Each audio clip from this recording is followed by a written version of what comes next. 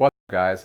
I'm Captain Mike, and we're back with the Barndominium Build Series. Today in episode number 4, we're going to try to answer the question that I get asked more frequently than anything else. How much does it cost to build a Barndominium?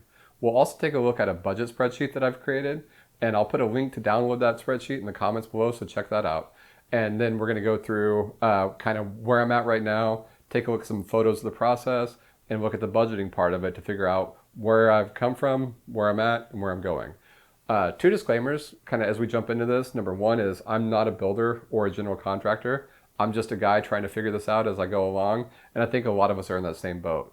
So what I spend money on and what you spend money on may be two totally separate things. I'm going to hire some subs for the stuff that I don't know how to do. I can't pour concrete. I can't build metal buildings. I don't want to do the framing. Don't want to do the rough and plumbing. I want to make sure that's all right. But when all that's done, when I'm dried in, hopefully I can go back and do a fair amount of the work myself because I have YouTube and I can look at it all right. And then part number 2 is budgets are one of those things that what works for me and what works for you are going to be two totally different things. You can go out and buy a Kia, you can go out and buy a Tesla.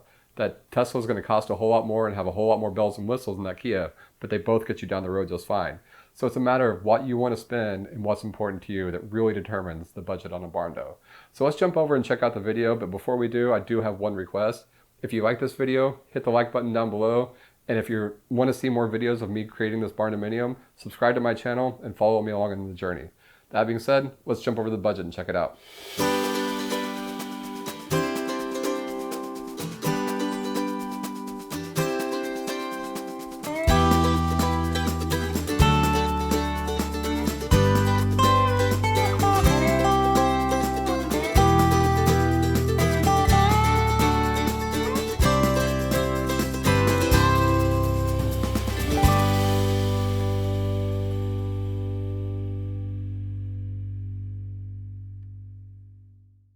All right, so we jumped over to the computer now.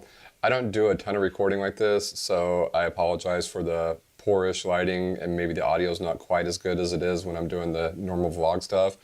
But anyway, I think in order to look at the budget spreadsheet, we really have to look at what I'm building, and that kind of puts some visualization to the project itself and helps you understand the budgeting process, and then also look at what I'm building to see how that's all kind of playing out.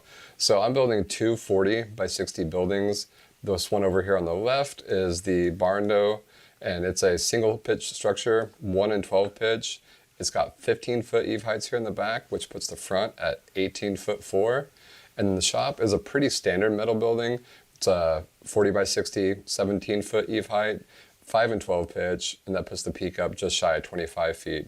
The shop itself is pretty straightforward. Like I said, I've got two 16-foot by 8-foot garage doors in the front, a 16 by 8 garage door on the side, a walk door over here, and then around on the back, let's zoom around there. It's a 14 by 14 garage door that'll be going in eventually.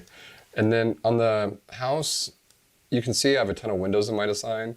And one of the challenges with that, with a metal building, is window placement. And so what I elected to do was to do all the red iron, get the big posts and everything up and put the roof on with the roof tin.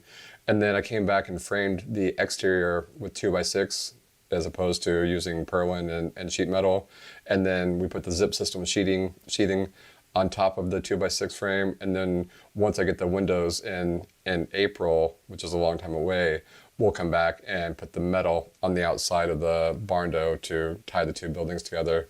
The other thing too is I'm probably more excited about this breezeway than I am most anything in the house. I had the metal company engineer what it would take to be able to put a second story deck up here at some point. So I have two 16 inch by 24 pounds per foot beams that run across so I can cover the front part of this deck over here, or front part of the breezeway. And then the house design, if you haven't seen it in my other post, I'll just fly through that real quick, and I can go through it more in detail if you guys want in some other video in the future. But it's pretty straightforward, 3-bedroom, 2-bath, or 2.5 bath. Over on the far side over here, we have the master bedroom. It's got a patio that's off of it, that's inset into the building, both off the master and off the living room. There's sliding doors from both of those. This up here is the master bathroom, It's got a walk-through shower, which is probably one of my favorite features of the house. So you can access it from either side, and we'll have dual shower heads and a rainfall shower ceiling in there. Master closet, it's huge. You'll notice that it's bigger than the spare bedrooms, and we'll make that really nice. Right next to that's utility room. The thought is you can go from the master closet to the utility room with ease, and then just off of that is the pantry, which also goes right out into the kitchen, so you can flow through to both rooms. Small guest bathroom up here, so a half bath just off the living room area. And then bedroom 1 and bedroom 2 with a Jack and Jill bathroom in between. And this bedroom number 2 has a sliding door out onto that breezeway, a small hallway. There's a walk door right here. And then right here is a 14-foot sliding door that goes out onto the breezeway also. So lots of doors, lots of windows. And I spent probably more time doing that than I did on most things in my plan. So let's jump over and look at the spreadsheet real quick, and I'm going to go back and forth between videos as, or some photos and some videos as like we talk about this. So this is a spreadsheet that I've created, and really it's nothing special, but I do like the way that it's set up. So I have it set up to do 2 main focuses that I was curious or that I wanted to know. So you can do a budget column right here, where this column is for budget, and what you think something's going to cost you. And then the actual cost is calculated on a different page, and I'll show you that in a second. And then these 4 columns over here, adjacent to the cost column, show the total cost for the home portion, total cost for the shop portion. So that's condition space versus non-condition space. And then price per square foot for each part of that. So for example, let's just take a real quick look here. Property costs, I didn't have to buy the land. I already owned the land. I just split off 1 acre of a 19-acre plot that we have. So I had some county fees and some survey fees associated with that. And that basically cost me, between the two, 92 cents for both of that, 92 cents per square foot, 4,800 square foot. Or another way to look at that is that cost me $2,100, $2,200 to do the county work. Land prep, land clearing, I budgeted $5,000 for. That was the rental of the forestry mulcher, doing the dirt work to get the pad ready, doing culverts, which the county installed and charges you for, the rock for the driveway, the concrete, and then the piers for the buildings. And again, I'll jump over and go through that stuff in detail in a second with some photos. But you can see, looking at concrete or looking at land prep, so all that stuff, land clearing, dirt work, culverts, driveway, concrete, and piers, I spent $75,000 or just shy of 75 grand on that. And that was one of my biggest expenses so far. And I hope that it stays that way, but I know some parts are expensive. And then metal buildings, I skipped utilities because that's somewhat irrelevant, but it all works the same. The steel, I spent 60 grand on, or 63 grand on. And the metal buildings, I've budgeted 35,000 or just under 36,000 to do the erection on those. And then plumbing, rough-in plumbing, spent just shy of 6 grand on that. Electrical rough-in, so that was just any electrical that I wanted in the slab. So that's like to the island, underneath the slab to go outside for breaker panels or access and all that stuff, meter panels. That was $665, blah, blah, blah. You know, list goes on and on. Jumping over to the second page down here, and this is the important part about this. I don't want to spend a ton of time here, but how this works is there's a drop down right here, and anything that you have in this column over here. So for example, let's look at this. Anything that you have in column number B, land costs, county fees, survey, blah, blah, blah, it automatically shows up over here. So survey, land costs, county fees, etc. So anything that's there. And what I do is every time I have an expense, whether it's to a vendor or to one of the orange or blue stores, I come in here and I put in that transaction, and then I split it out, by how much it costs for the home and how much it costs for the shop. So that way I'm accurately able to budget or look at what both parts are costing me, the conditioned space and the non-conditioned space. So for example, jump down here to framing labor. My framing was $550 a square foot for the labor. That's $13,200 for a 2,400 square foot building. And that's 100% a house cost. None of that was the shop. So that's why you see 13,200 in the home split and then 100% there. Hope that makes sense. I think it'll make more sense once you play around with it. And then windows, real quick. I spent 31,000 and change on the windows. Just shy or just over 27,000 of that was for the house, and just under 4,000 was for the shop. And going back to the other page, again, going down to the windows section, windows and doors, 31,000 there, and that was $11.40 a square foot, and then $1.65 a square foot for the shop. And again, those per square foot numbers are somewhat irrelevant on an item level, but up here at the top of the spreadsheet, you have a cost per square foot, and this is my current cost. Budget doesn't figure into this, just actual cost to date. And you can see so far, to do what I've done so far, is just shy of $60 per square foot for the house, and just shy of $40 per square foot for the shop. Let's make some sense out of that. Let's go through the actual construction a little bit. So this is the property that I had. Again, I said that I had 19 acres. You can't see it all here, but it's a rectangle that goes through a good portion of this and continues back over this direction. And I had to come in and do some land clearing. I rented a forestry mulcher to do that. And then I brought in a dozer that we owned to clear some trees, and got the pad all ready to go. I did everything I could to leave as many hardwood trees as I could. Didn't want to cut anything down that I didn't have to, but as you can see, didn't have to. But as you can see, this is kind of my whole area. This is where the shop is, and this is where the house is.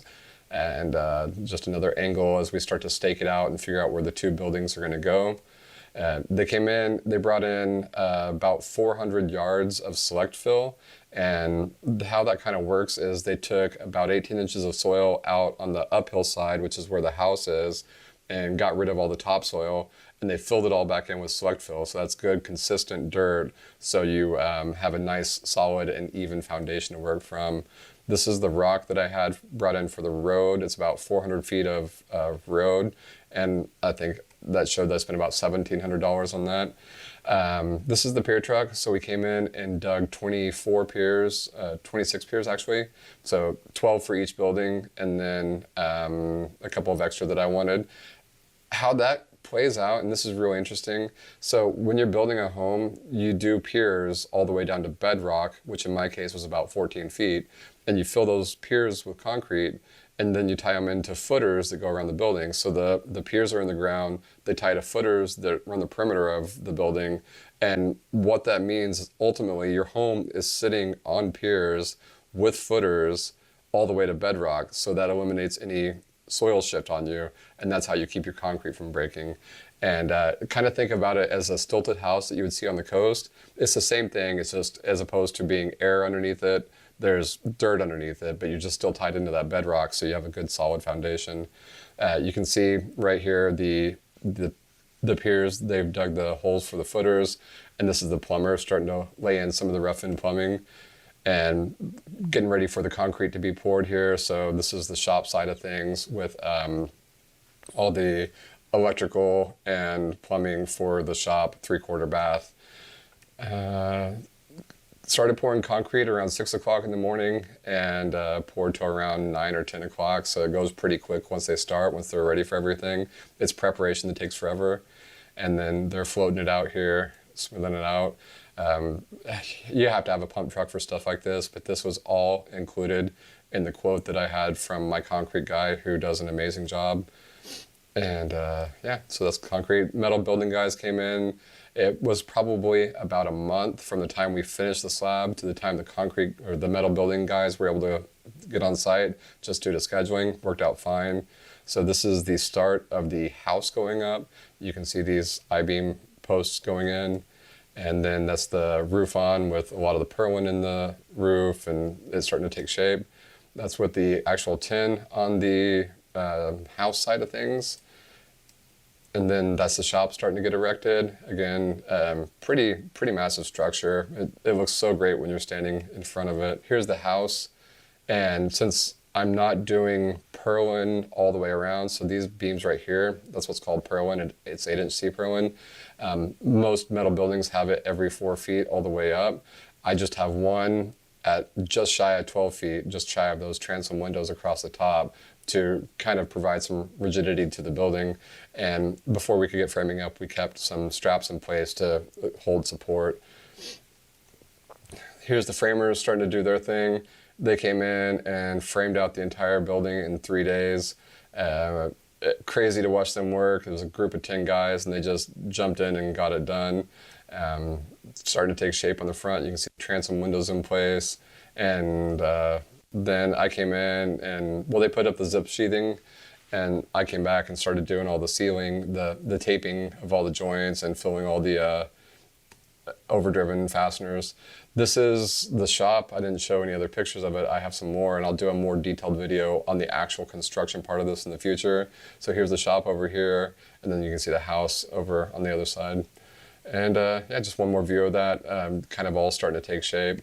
And like I said, I'm stuck waiting until my windows come in April. So I ordered them all the way back in November, I guess.